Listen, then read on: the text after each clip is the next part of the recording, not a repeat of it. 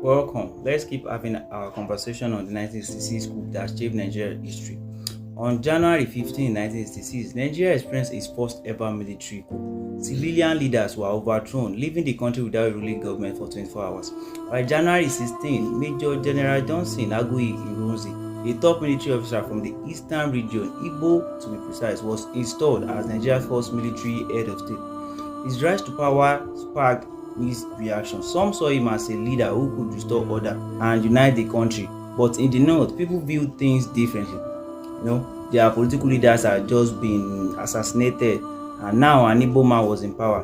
To them, it wasn't a national coup; it felt more like a tribal coup. The Eastern region was dissatisfied with the outcomes of the first coup, leading to the planning of the July coup, also known as the counter coup. This coup, which occurred 6 months after the initial one, was largely motivated by a desire for revenge. It was executed primarily by the military officers from the north, including Lieutenant Muritala Mohammed, Major Theophilus Danjuma, Major Martin Zadamu, Captain Joe Gaba, and other northern officers. Ironsi's decision didn't help his tension. His unification decree number 34, aimed to centralize power and replace Nigeria regional structure with a unitary government. Northerners feared this would cement Igbo domination over the country.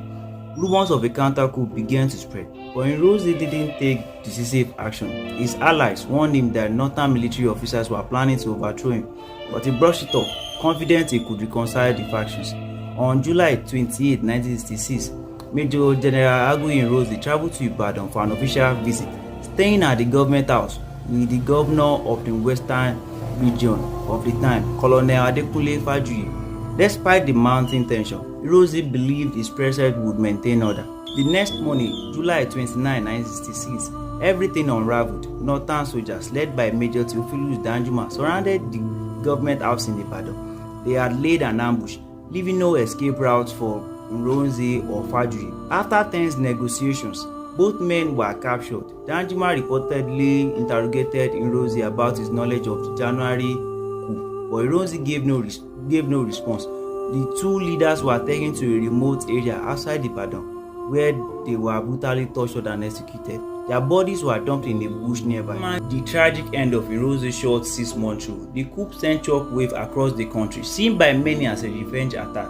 While the January coup had targeted political leaders, the July coup focused mainly on military officers of Igbo origin and those linked to Ironsi's government.